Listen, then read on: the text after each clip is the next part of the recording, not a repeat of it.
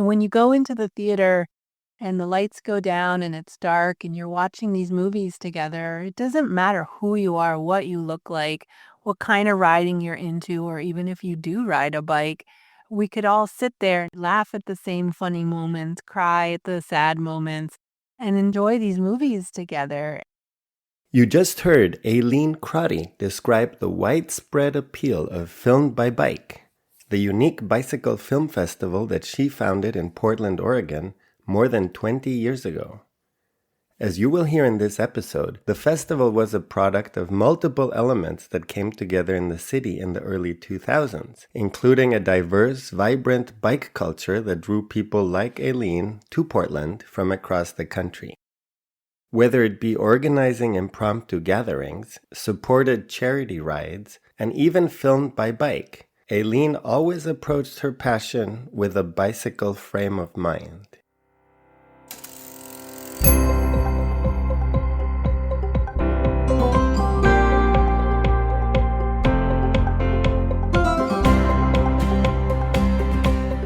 You're listening to The Accidental Bicycle Tourist.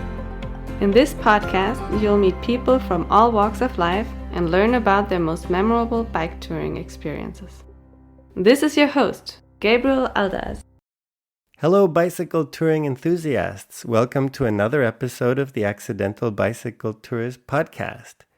Last season featured an episode with Christopher Briscoe called Get Out of Your Comfort Zone. Christopher and his son Quincy bicycled Route 66 from Los Angeles to Chicago, a trip that was documented in a book and a film, both titled The Road Between Us. The film was co-directed by my aunt, Kathy Roselli, and was chosen to be screened at Portland's famous Filmed by Bike movie festival. And that brings me to today's guest, Ayleen Crotty. Ayleen founded Filmed by Bike in 2003 and ran it until very recently. For the past 20 years, Ayleen has also been a driving force in promoting bicycle culture, both inside and outside of Portland. I am looking forward to finding out a lot more about Ayleen's background, Portland's bike scene, and Filmed by Bike's colorful history. Ayleen, thank you so much for being a guest on the Accidental Bicycle Tourist podcast. Yeah, thanks so much for having me. Well, since I'm sure that my Aunt Kathy is going to listen to this episode, I want to start off by asking about your recollections of The Road Between Us. Yeah, well, The Road Between Us was a really special film. At Film by Bike, every year we would show between 50 and 75 films. And as a film festival that's been around for more than 20 years, that's a lot of films. But I definitely remember The Road Between Us because it was such a moving story. And also the cinematography was awesome. It was so well edited. The story just carried you along. I mean, you didn't want to stop watching. Our audience loved it. And there were so many cool photographs in there and just the sweet story of a father and son riding together. Bike touring pieces like that and bicycle tales like that are so relevant right now because the way it showcased people coming together, no matter who you are, across the nation. It just gives me so much hope for humanity when I watch movies like that, when I hear stories like that. And I think the bicycle as a form of travel and connection is so much a part of that. Well, those are very nice things to say. And Kathy, you can turn off the episode now. You've got your bit in. Yeah. Actually, that's really cool that you're saying that because this podcast features those kinds of touring stories on every episode. And everybody is just so positive about the people that they meet, even in places that might be considered dangerous or unsafe to travel officially or might have a bad reputation. When people actually go to these places, they so often find that people are just as kind or helpful or even more helpful than in the so-called first world. Yeah, definitely. And, over the years, Film by Bike has shown just a wealth of bike touring related movies. And we have definitely seen that there is that thread of people going to places where they were told you can't bike there or you shouldn't bike there, whether it was impassable or potentially dangerous. The stories that result are always so intriguing and so lovely. And overall, though the tourists may have faced some challenges, overwhelmingly the amount of people that come out with, hearts of kindness and support and helping see people through their journeys. Total strangers. I mean, that is such a common thread we saw in all the films related to bike touring, and it's so special. Yes, definitely. And it's wonderful, and it gives you hope in this time when you're bombarded with all of this negativity on the news. Yeah, my take on it is that there is a force out there in the world that's trying to tell us things are a certain way and it's pretty negative. But really, when we get out in the world and we connect with people, there's a different story and we know it. As humans, we want to connect and we want to support each other. Again, yeah, it does give me so much hope as well for the future. Mm-hmm. Now let's turn our attention to you a little bit. It's so interesting that you established the Bicycle Film Festival. I imagine you must have some experience with both riding bicycles and maybe working on film festivals prior to Film by Bike. Can you share a little bit about those two pieces of your background? Yeah, so I come from an interactive and experiential arts background, and I have a real love of bringing people together for an experience that allows them to escape their cares of the daily world and have moments of delight and opportunities to connect with other people in that experience. So when I started Film by Bike, there were so many important factors at play that allowed Film by Bike to exist. I was living in Portland, Oregon, where I still live, and this was around 2000, 2001, 2, 3. And in that era of Portland, there was a thread that ran through the community of a try anything attitude. Throw it at the wall, see if it sticks. If it doesn't, no big deal, move on, try something else. But if it does, then maybe it's something you want to stick with and keep it going. The city was inexpensive at the time. It was filled with creative people. We had an awesome city government supporting our street infrastructure, making it easier to ride bikes, safer, slowly, but surely making it safer to ride bikes. So there was just this vibrancy in the bicycle community, vibrancy in the creativity of the city. And that support allowed for a lot of people to create creative endeavors, our food cart scene, our music scene, like so many neat projects started around that time, and many of them still exist to this day. When I started Film by Bike, I was working in the bicycle industry. I was working at a bicycle nonprofit. I also became an event manager after that, so I had that support of an understanding of how to organize events and to be able to have resources for equipment and other needs to make the event happen and make it run well. And then in my past, I had run a very small film festival, a one-time film showing more so, and I had studied film in college, but I'm not a filmmaker. I have a true love of curation. I've run a gallery out of my home when I was in college. And I really love the idea of taking the talent of others and curating it into a program that allows people to come and experience it. And those factors and Portland's extremely vibrant bike scene, bike culture, bike community of that time really led to the creation of Film by Bike. We thought we were putting on this film festival as a one-time fundraiser for something else, but there was a standing room only crowd on the night that we opened, and I thought, maybe we should try this again the next year. And then it just grew from there. So our bike community here in Portland was so vibrant and so strong and so curious at that time. And a lot of that still exists to this day, which really warms my heart to see that so many years later. It sounds like a really special time with a lot of really interesting people around and a lot of really good energy. Yeah, absolutely. And I credit the originators of Portland for all of that. Such an interesting part of the United States. The Pacific Northwest has this strong love of the outdoors.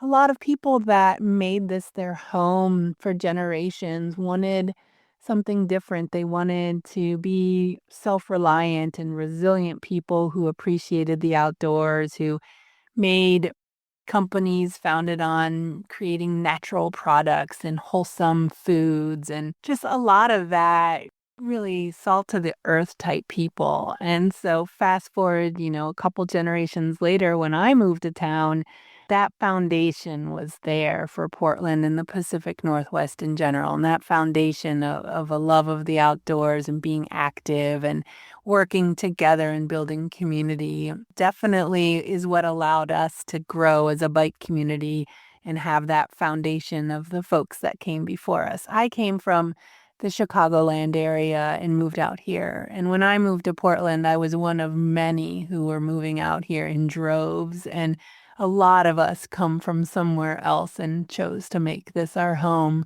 And it's a really constant theme here as people ask, where are you from? Assuming that you're not from here because there are so many people who have moved from elsewhere. I think the outdoors aspect is a great one to bring up because it does also help answer the question of why Portland in terms of this bicycle culture. A lot of people are into hiking and kayaking and outdoor sports because there are so many amazing natural areas within reach, from the ocean to the Cascades to the gorge, everything. I can see now as we delve into it that it was really a special blend of outdoorsiness and try everything and be creative that led to this. Yeah. What about your personal connection with the bicycle? You seem to have gravitated towards it, both with the film festival and you mentioned this nonprofit. Were you always into bicycling or how did you get started with it? I'm a relatively late bloomer to biking. I lived on a gravel road on a busy street when I was young, and I did not take to riding. I tried a few times, and it just really wasn't for me. But then when I went to college, I was in Central Illinois at University of Illinois, which is a really nice campus. It's really kind of a closed off area, a lot of streets that don't allow cars to go through and almost no parking. You can't really have a car on campus reasonably, or at least at the time I was there. And so I found that I could walk around campus pretty well, and there was a bus that was not easy to take. But I found that on a bike, I could just cruise around campus with my friends. The world was my oyster. I was young. I was away from home. I was exploring so many new ideas and people and places and ways of being. And the bike allowed me to just get to all of that, to ride late at night, to come home at the wee hours of the morning, to get up early and go to class, to just do what I wanted to do. And I felt like that bike gave me so much freedom to be experiencing the world the way I wanted to. And I was instantly hooked. I was like, this bicycle thing is awesome. I come from a zine background, so I was tapped into a worldwide community of people who were sharing thoughts through print material. And through that, I started those connections in high school, and a lot of that continued into my college years.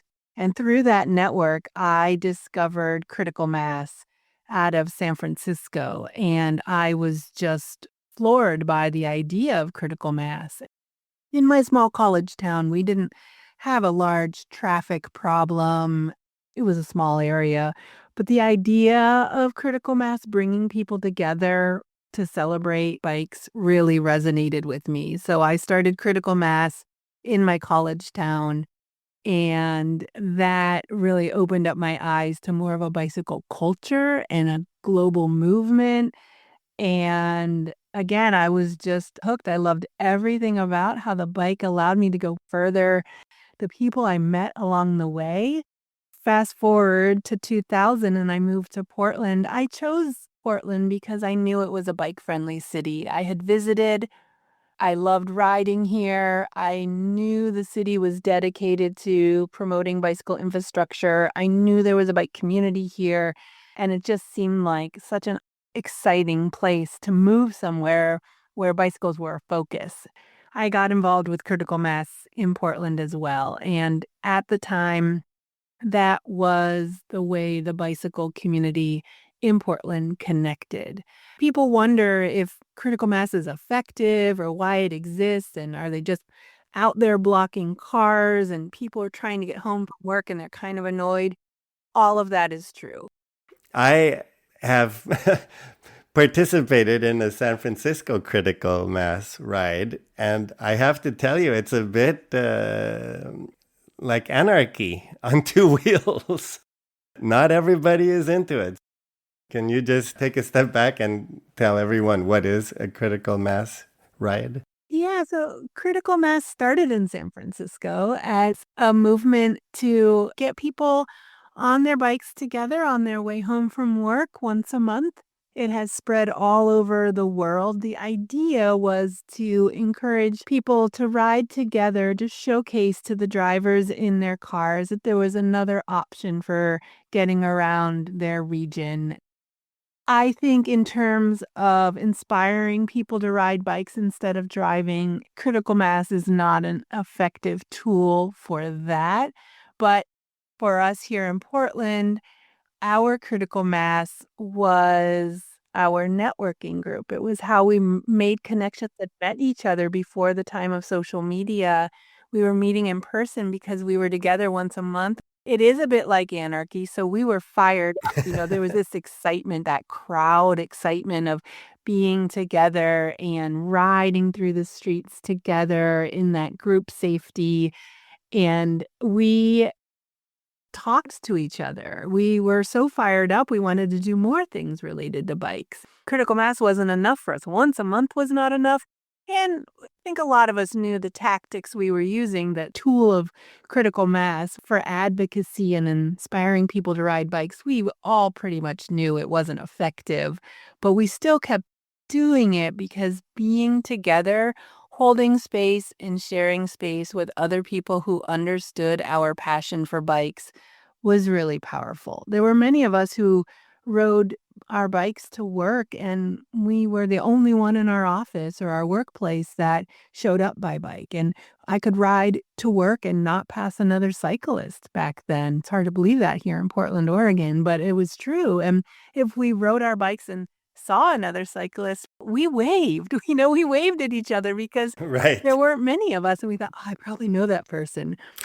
Critical mass was bringing us together to have those conversations, but we knew we needed more. And that's really where the whole bicycle culture, the events, the movement of Portland, all the neat things that happen in this day really started around that time. And that was such a burgeoning movement and era for our city, 100%. And I credit critical mass with getting it all started. Even if it's a flawed advocacy tool, it was an awesome networking tool. Again, to put a finer point on it, when you describe it as critical mass as just people riding the bicycles, I mean, that doesn't sound like anarchy, but what I experienced was that no one's paying any attention to any of the traffic rules because it's just this kind of a swarm of cyclists. And in fact, people are maybe even going forward down the street and blocking off streets so that cars can't go. So I just want to make real clear that it's not like, oh, let's all commute, but in a normal way, like, oh, it's a red light, let's stop. No, it's like, here we go, oh, there's a streetcar coming, avoid it at the last second, it was pretty crazy. Yeah, and there is some order to the chaos. The ride flows more smoothly and efficiently and clears through an area more efficiently when the streets are blocked and everyone is allowed to move at once rather than stopping at every light. But it is true that in that group atmosphere, people get excited, and we saw people going into oncoming traffic. That was around the time critical mass really started to break down in Portland and become less relevant.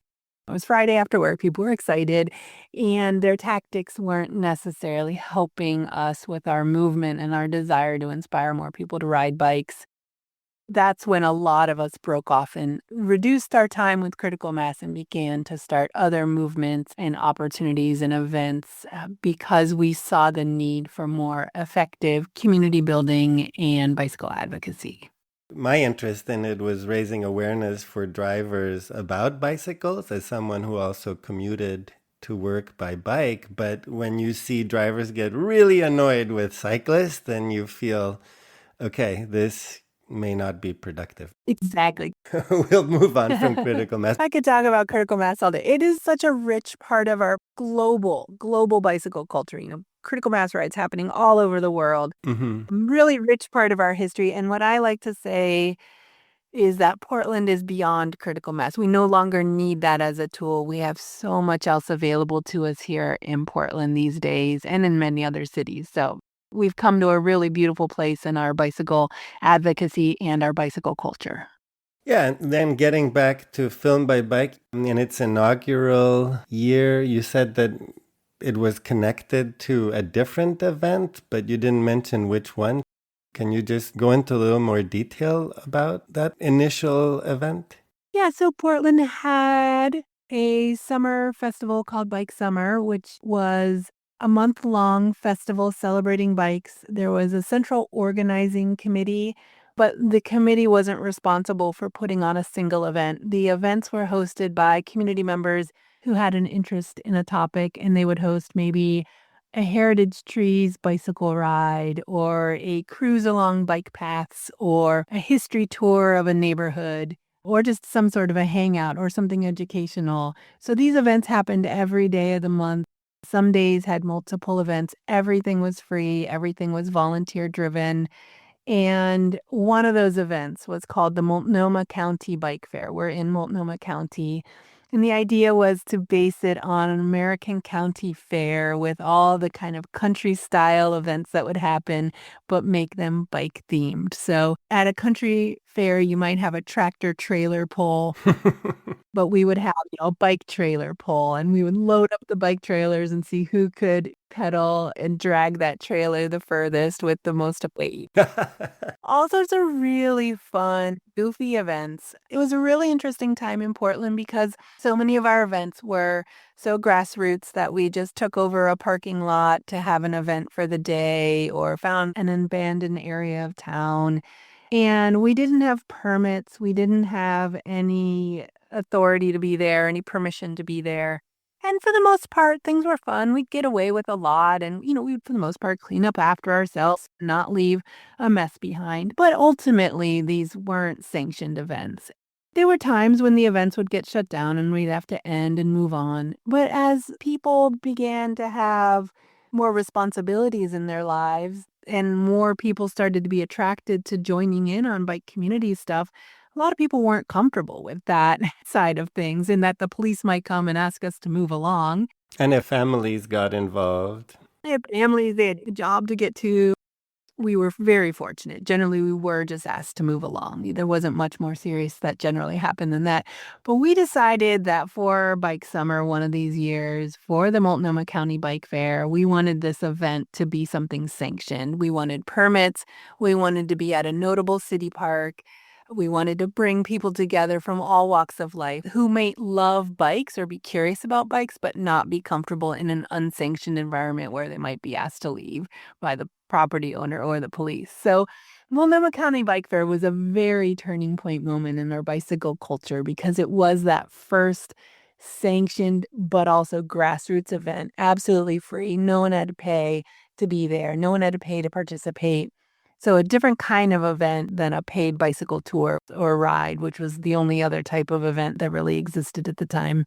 we needed money for those permits. And so we were brainstorming how we could raise funds to put this really cool event on. And I said, well, we had a local creative who was making movies about bikes. And I truly believe that when you start to see a niche culture or movement reflected in music, art, film, that's really a sign that something that was a small interest of some people is really growing. So that's really when we knew a bicycle culture was forming because we were seeing it reflected in some videos that were being made and in music and in art. And so a local guy was making bicycle related movies on VHS tape. And I thought, well, I bet we can get some people together to watch these movies that he's making. I searched around for a few other movies. We got a couple films out of San Francisco, and I sat on the floor of a building where we had a projector and a VHS machine, and I switched out tapes from film to film. That's how high tech it was. I also planned the event to begin at the ending point of a critical mass ride. So the ride came to the end at the doorstep of the micro theater where we were hosting Film by Bike the first year. It's genius to have it at the end of a critical mass ride. Yeah. And so I was guaranteed a crowd, but people could have left. People didn't need to stay, but people stayed. And that was our little trick the first year. And it really helped us gain some awareness for what we were doing. We had a sold out show, standing room only, lots of high energy. People were just thrilled. We'd never had anything like that in Portland before.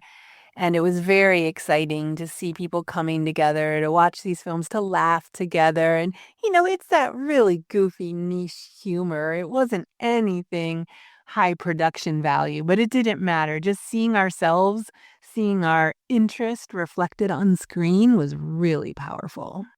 Wow. Okay.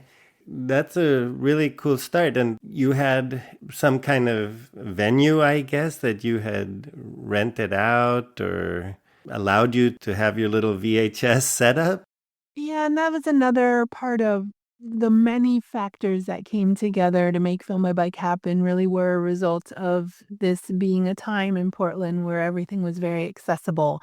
Portland's become a quite expensive city. Many of our creative class have been pushed out of the city due to not being able to afford to live here. But when we got started in the early 2000s, building space was inexpensive. There were creatives occupying buildings for not a lot of money to run creative endeavors. So the space we used was called La Palabra Cafe Press, and it was a print shop, a photography studio, and just a general art space that was used for a wide variety of purposes. And it was run by a collective of people. And we approached them. I approached them and asked if we could host our event there. They may have charged me something, but it was pretty much peanuts, whatever they charged for the use of their space. They had a big open room and a projector, so it was just perfect for us. And I get really nostalgic when I think about that time in Portland and the access we had to spaces and people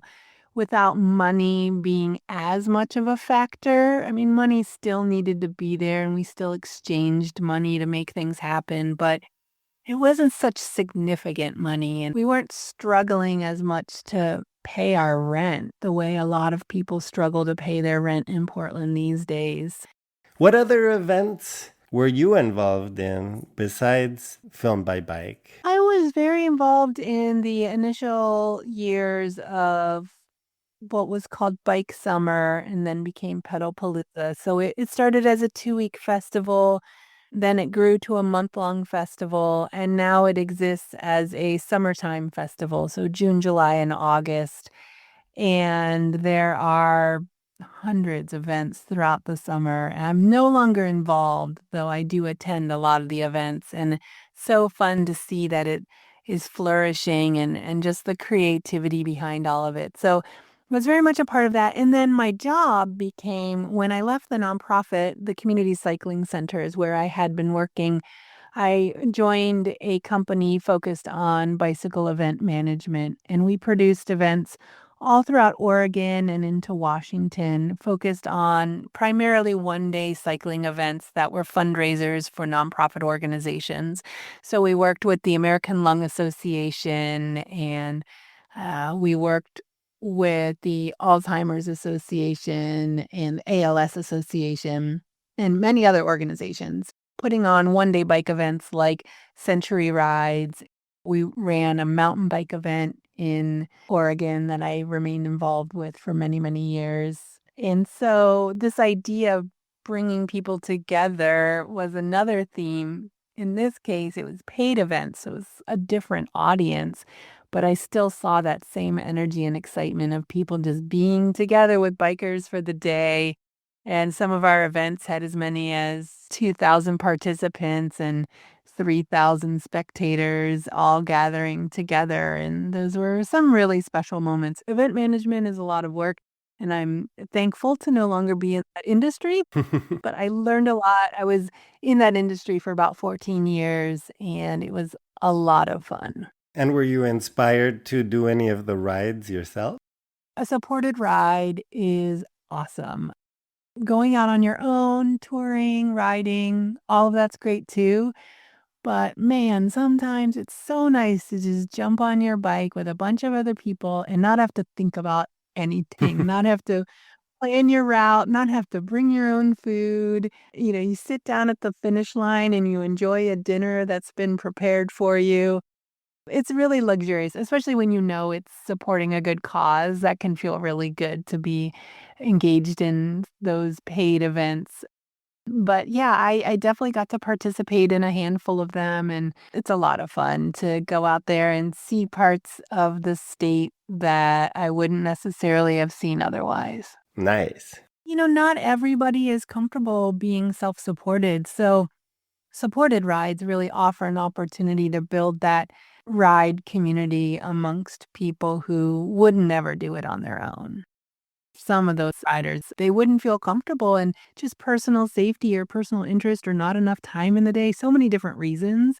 So I really loved being an event manager for bike events. I feel like it is a community that is under acknowledged within the bicycle industry and within the bicycle culture. They are their own thing. They're out there, they're riding, they're having a great time, and usually they're raising money for great causes too. The sense of community, it does bring in a whole nother set of people, like you said, to discover cycling and feel really great about achieving something. So I'm all in favor of it. Yeah, and then these groups of cyclists moving through communities with all the excitement and the vibrancy. I know there's always going to be some people in some communities that don't like seeing the bikes come through, but we have a really awesome statewide ride series called Cycle Oregon, and they exist to help support small rural communities in Oregon.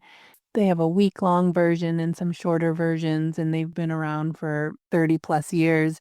And people ride through these small communities, and the communities are really involved in the event in terms of serving the dinners and helping out at camp. And it's a chance for us at the end of the day after riding to sit and connect with the locals and get to know them and find out more about what their needs are as a community. And there's a foundation that they can apply to for support for their communities. On one of the year's rides, a bunch of us were hanging out at the bar after the ride, and we got chatting with the locals. And one woman somehow randomly brought up that they had had to close their library because they couldn't afford to staff it and keep the lights on, and they just wanted to be open one day a week. That's how small of a community they were, and we encouraged them to apply to the Cycle Oregon Fund because that's exactly the type of projects that they enjoy supporting, and just a little bit of money sometimes goes a long way in those small towns, and to see bicyclists being able to bring that support to those communities and to have those connections with the people that live there and see their communities and meet the people is really special. And to see that Cycle Oregon has existed for all these years doing the good work that they do, I think it's a lovely connection for the people riding to actually get to know the areas and the people of the regions through which they ride. So often as cyclists, we pass through beautiful areas where people call home, but we don't get to know the people or the needs of the community or the history of the area. And it's kind of the tricky part of being a tourist that's just traveling through. And also getting those dialogues started help create a bond between the people and eliminate misconceptions that might exist about what kind of person lives in the city or what kind of person lives in a rural community. And that's another theme that comes up, is that the bicycle is such an accessible mode of travel. Really cool. I had not heard of this ride series. Mm-hmm. We talked about supported tours. Were you inspired by the film festival or for any other reason to do unsupported bike touring? Yeah, I've done a little bit of unsupported bike touring, and Film by Bike was an artistic dream come true and a labor of love on top of busy day jobs the entire time I ran the festival. So part of the reason for me being interested in retiring from Film by Bike and passing it along to somebody else to manage was to free myself up so I'd have more time to ride my bike. So I still have a lot of dreams of bike tours I'd like to go on. My family loves to ride bikes, and my stepson is a strong 9-year-old rider with an interest in doing some overnight touring. We've got our sights set on some ideas for this coming summer, and I definitely want to get out there more and be on my bike a whole lot more than I was able to. That's the irony, running a bicycle-related film festival and seeing all these beautiful scenes on screen and just not having enough time in the day to get out there and do that myself. May I ask where you did your little bit of touring, as you call it?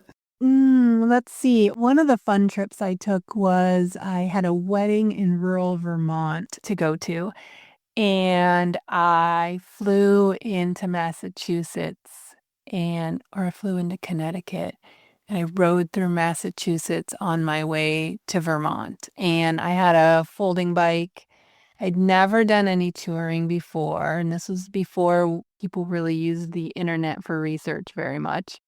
I just kind of winged it. I had some bags I had found that I strapped to that little bike, and I just kind of went for it. And I had this awesome map I had found of the region. It was of great bike routes in the region, and the map listed which roads to take that were bike friendly.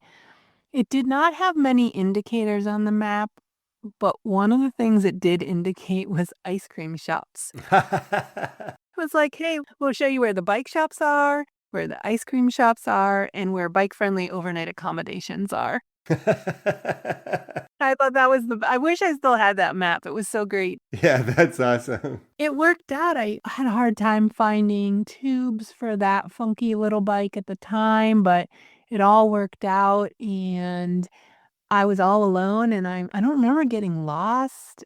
And this was a time when we didn't really use our phones to navigate. So I don't know. I still think back to that time and think, I can't believe I did that, but I did it and it was awesome. And I made my way all the way to the wedding, and I had the foresight to ship ahead wedding attire. So when I arrived, there was fresh clothing for me, and I could look presentable at the wedding and not have to worry about carrying that with me on the bike. In the episode No Preparation, Some Improvisation, 10 Touring Tips for Beginners with Simon Alfasa, tip number 1 is something like, if your bike tour destination is a wedding, make sure your suit or dress gets there ahead of you. Yeah, really. My bags were small. I didn't have a lot of cargo capacity because it was whatever I could fit onto a little folding bike. Was it a Brompton folding bike? It was no, I didn't have a Brompton. I had a Birdie. Ah. I don't remember how they started, but they were distributed by Burley for a while. I don't think they exist anymore. Actually, the Birdie is still flying. How it came to be is the story that warms my heart. Markus Riese and Heiko Müller were mechanical engineering students in Darmstadt, Germany, who in 1992 designed a new kind of bicycle, one that included both full suspension and the ability to fold down compactly. The design won an innovation prize, and the two friends felt encouraged to found a company called, not surprisingly, Riese und Müller. They exhibited their prototype at Europe's largest bicycle trade fairs, garnering very little interest. Sometimes, however, it only takes one. That person was George Lin, an entrepreneur who owned Pacific Bicycles in Taiwan. Lin took over the manufacture of the Birdie, and it has been in production since 1995. It was a great bike. I was the second owner. The original owners lived in Chicago and used it as their commuter bike. And they sold it to me for a steal because they just wanted to pass it along to someone who would use it. I went a lot of places with that bike, and it was really a fun little ride. It rode very comfortably. Nowadays, I don't know if I would feel as comfortable on it because I'm a little more particular about my bike fit, but it really did the job and got me where I wanted to go. And friends and I would go up to Seattle and up to Vancouver, BC with our bikes periodically and make what we called ambassadorial visits where we'd go connect with the bike communities up there. And that was always a lot of fun. And we would just be on our bikes all day, every day, as soon as we woke up till the very end of the day, just getting the most out of our trips and the chance to explore those areas and meet the people. And that little folding bike really got me around.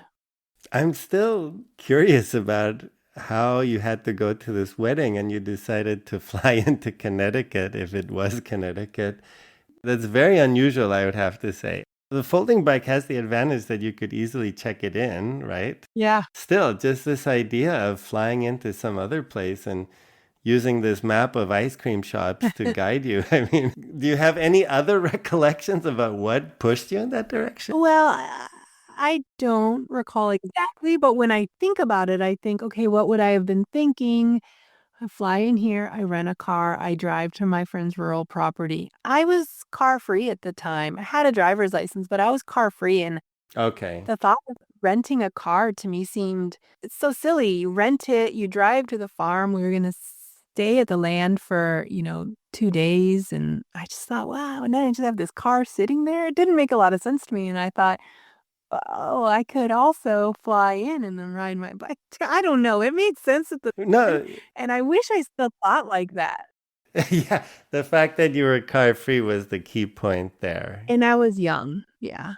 Yeah, young, carefree, car free. Yes, exactly. Carefree and car free in the early 2000s. And what a trip. Like, what a great intro to bike touring to just jump in and not worry too much about the details. And again, the people I met along the way were so nice. I had a bike shop owner who did some work on my bike. Everyone was so supportive of the trip that I was on. And then at the culmination of it all, I arrive at the wedding and I got to see all my closest friends and spend time outside. And we just had a great time at the wedding. And I just thought, wow, bike touring is the best. Because it brought me to an experience like that. And the band Old Crow Medicine Show was there as the musicians for the wedding. They're a really fun band, and they're known now, but at the time, they were smaller, and that was the one thing that the father of the bride wanted was to bring really great music to the wedding. And so we got to sit around and jam with them around the campfire at night, and just a really cool experience, entirely made better by the fact that I had gotten there by bike. I really like that you are thinking of doing it again with your family. Yeah, definitely. Well, let's get back to Film by Bike because it obviously was successful and it grew. Can you just tell a little bit about the evolution over those 20 years of the festival? Sure. Film by Bike grew every year, and the bicycle community of Portland really supported the festival and came out for it every year. In the beginning, we were a very local festival, so our films came from the region and our attendees came from the region. In our third year, we moved to an independent theater, a proper theater with theater seats. That was new to us. And around that time, there was a group out of Seattle who would come down on the train for Film by Bike every year. And that was really fun. There were years that Amtrak sold out of all their spaces for bicycle storage because people were coming down from Seattle. And that was around the time that we realized we needed to look into selling tickets online in advance because those Seattle folks would come down and tickets would already be sold out by the time they got here. But we had other days. They could go on the other days of the festival, but they couldn't go that day that they arrived. So they said, hey, have you ever considered selling tickets online? This was a long time ago. That wasn't as common back then. And we thought, oh, that sounds cool. Yeah, that's neat. We should look into that. Every year we listened to the community. We heard what people wanted. I made adjustments to the festival. Every year was new and fresh and different. But a lot of the themes were the same. We were showing great movies. We were bringing people together. One of our filmmakers really phrased it best. He said, Filmed by Bike truly puts the festival in film festival. That was very important to us. We used to close off the street, open up the street for a street party. There was music and dancing and a beer garden and all sorts of activities. Well, that was really important to us in the early days of the festival because we had a goal of bringing people together. And when you go into the theater and the lights go down and it's dark and you're watching these movies together, it doesn't matter who you are, what you look like, what kind of riding you're into, or even if you do ride a bike. We could all sit there, laugh at the same funny moments, cry at the sad moments, and enjoy these movies together. And then it wasn't until the lights went on that you realized, oh, it was, a dirtbag cyclist sitting next to a pristine, kitted out roadie. It was just this great bringing together of people. And I always loved that about the festival. It really brought out such a variety of people, and it was so celebratory and so vibrant. Over the years, we grew, and eventually the local, really beautiful historic theater that we have here, the Hollywood Theater, came knocking and asking us if we would consider moving our theater home to their theater. And we eventually did that, and it was such a lovely decision because that theater is beautiful. It's very well run. The staff was amazing to work with. There's a membership program there, so they're dedicated people that go to pretty much anything that's going on at the theater. They show up. And so the neighborhood would come out in droves for our festival at that theater, and just lots of great community support every year. And we did eventually wind up letting our street party go away because it was such a huge undertaking, and it was always a financial loss for us to run that street party. So we decided to focus more on the movie experience and investing our time in our filmmaker community and getting to know and support our filmmakers, because without them, we didn't have a film festival. So we wanted to make sure that they felt really well supported throughout the whole process of being involved in the festival. And also around that time, we started to make more connections with the filmmaking community and the film community, especially here in Portland. And that's really where we catapulted from being just a bicycle event to being a film event, and really having deeper, richer film ties and celebrating the cinematic quality of the work that was being shown on screen. And that really scratched a niche for me because as an artist, I really wanted that artistic side to shine through as much as the community building and the bicycle side of things. Wow, cool evolution of the festival. And sorry to see that the street festival part went away, but I can understand. Must have been just amazing for people who participated. Yeah, it really was.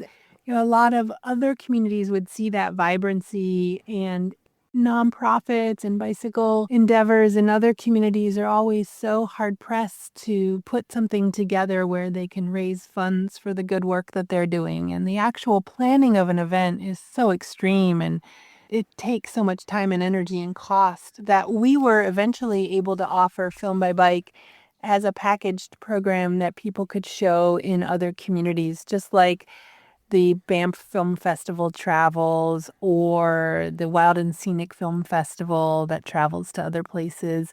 We offer this now. It still exists as an opportunity for people, no matter where they live.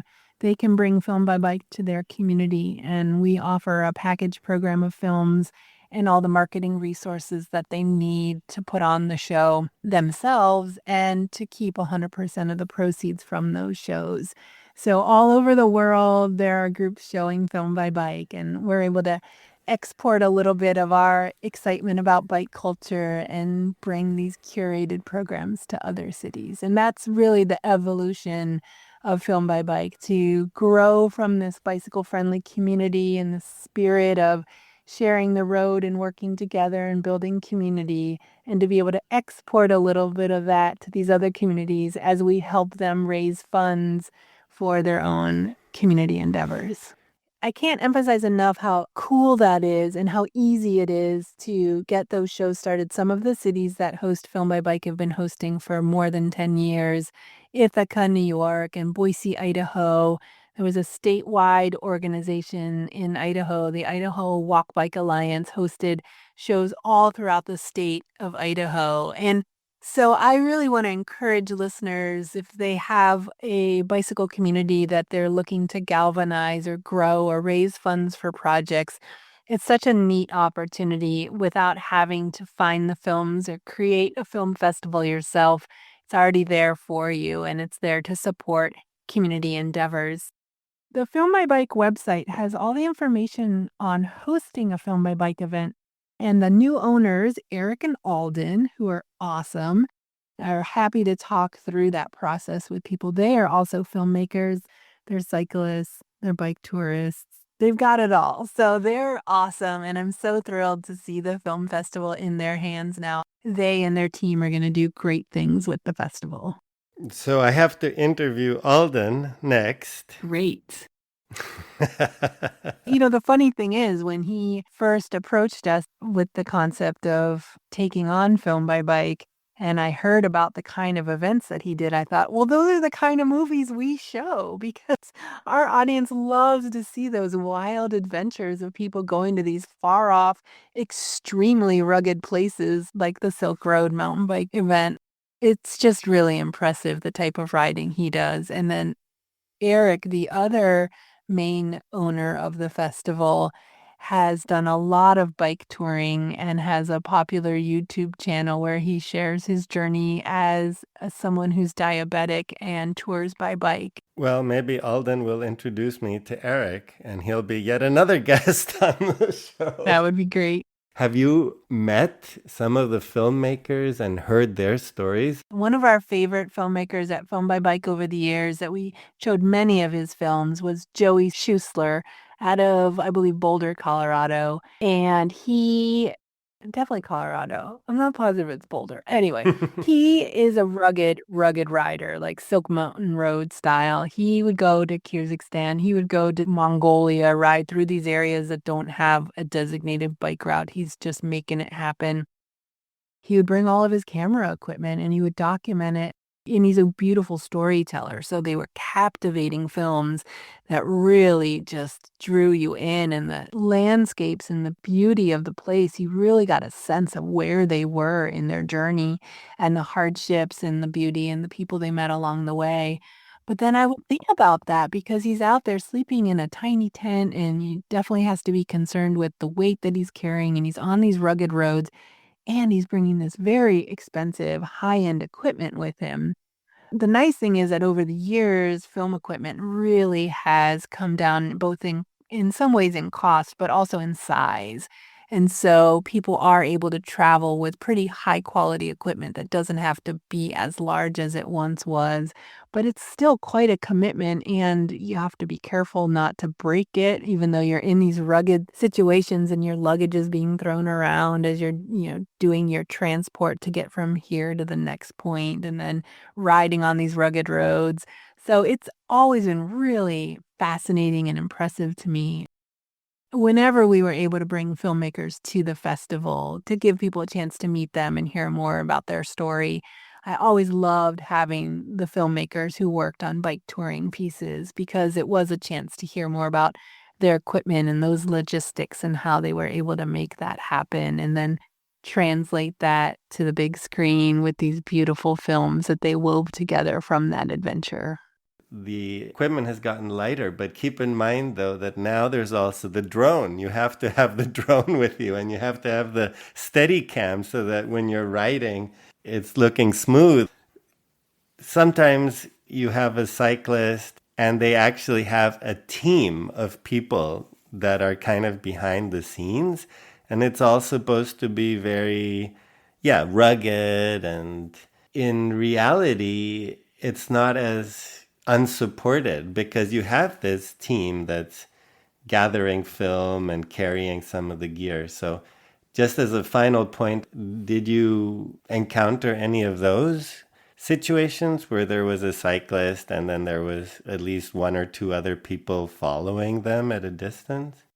Every once in a while, but those types of projects tend to be a little bit more involved, and that tends to be a little bit more of the commercial work. It might be a brand piece that presents as just a story, but is actually a brand produced piece. And Film by Bike has a jury every year that reviews all the film submissions to determine which films make the cut because there's not enough time within the festival to show everything that's submitted. And our jury has always been very discerning. If a film seems overly commercialized, overly branded, they would not rate that highly. And so we generally didn't see a lot of the films that had those huge budgets to be able to afford a support crew. But filmmakers like Joey Schuessler, at least in his early days when we saw his work, he was the writer and he was with other writers, but he was the sole filmmaker in a lot of cases. Oh, yeah. That's so neat to see the people that can juggle all of that themselves. And there certainly are examples of films that have more of a crew, but often those are the films that don't resonate as much with the Film by Bike audience. Sometimes the filmmakers who are also the protagonists, they need to be careful about what their role is, and is their trip being in some way influenced by the fact that they're making a movie about it, and are they going about it differently because they're recording it? So there are real issues of authenticity and purpose that come up, and I'm sure some people are able to navigate that just fine, but it's an interesting point. And it extends also to social media. People who might be documenting their trip, they might spend hours just setting up their camera, writing past, looking at it, redoing the shot. And at that point, it's not really bike touring anymore as much as filming a bicycle trip. Do you have any thoughts on that? We received so many submissions over the years that were people wanting to share an experience that they had on a bicycle tour. And the vast majority of those films weren't very interesting because it was the rider just showing us everything they saw. Maybe they edited down, but there was no story. Mm-hmm. Why? Why should I care? I don't know you. Why should I be watching this, right? So the filmmakers who really stood out and the writers who really stood out were the ones that could tell that story and weave something together that drew us in and carried us through the journey and the adventure. It's great if somebody has an interest in making a movie and they want to try. I'm so supportive, and over the years, Film by Bike really supported burgeoning filmmakers, first-time filmmakers, and all of that. That was a big focus of what we were supportive of. I do think about folks who are out there on a tour. There is this, I don't know, a feeling that you're supposed to document these days. And instead of just being there and enjoying it and taking it all in and not worrying about how you're curating it to share with other people, because we'll never be able to experience what somebody experiences in their own body and in their mind when they're out there. And so sometimes I think, oh, just leave your phone or camera down and just be there and don't worry about trying to show it to other people because we'll never experience it the way you did. And you'll never experience it the same way if you're worried about or consuming your mind with the idea of trying to capture it for other people instead of just being there and being in the moment and meeting people and taking it all in. Yeah, and that brings us back, I guess, to Aunt Kathy's The Road Between Us, which had the amazing benefit of having Christopher Briscoe as the protagonist and the photographer, which Hmm. helped with some of those amazing visuals. Yes. They were actually his photographs, and I think he was a person who was able to maintain that balance between being in the moment and actually documenting it. And there's some funny little clips about his son going, "Wait, what? Not again. Do we have to do this again? Why are we stopping?" So, it definitely influenced the film, but it was a success in the end because it's clear that the priority was in the father-son time together. Exactly. It was a longer film in terms of what Film by Bike usually showed at the time. And to think that that film was so captivating, even though it was mostly photographs. Well, hopefully Aunt Kathy heard that too. There's a little bonus for her. 100%, yes. And the other thing I wanted to mention is that for anybody who's looking for a bit of vibrancy in their bicycle life in the summertime, it's an excellent time to visit Portland, where every day of the week there are free bicycle events happening through our Bike Summer Festival. All throughout the day, every day, you can meet up with other people who love bikes and enjoy coffee or go swimming or go on a distance ride through some of our forest land here or take a little tour of the city. It's such a neat way to meet people. It's an awesome way to see our city. And these rides are led by just regular folks, individuals.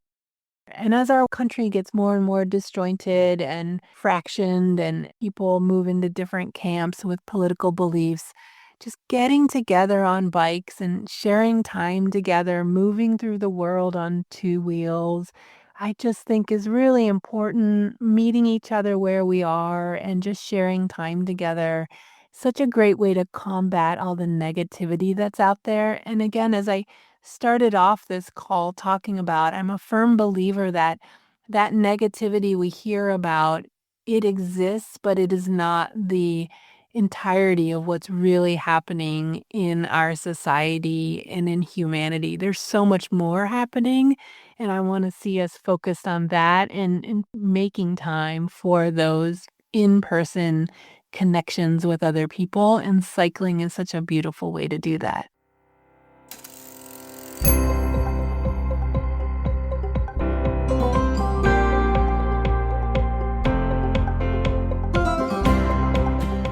The transcript for this episode is available on the Accidental Bicycle Tourist website.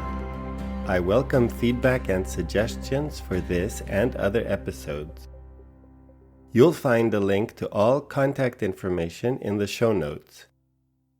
If you would like to rate or review the show, you can do that on your favorite podcast platform. You can also follow the podcast on Instagram. Thank you to Anna Lindenmeyer for the cover artwork and to Timothy Shurtell for the original music. This podcast would not be possible without continuous support from my wife, Sandra.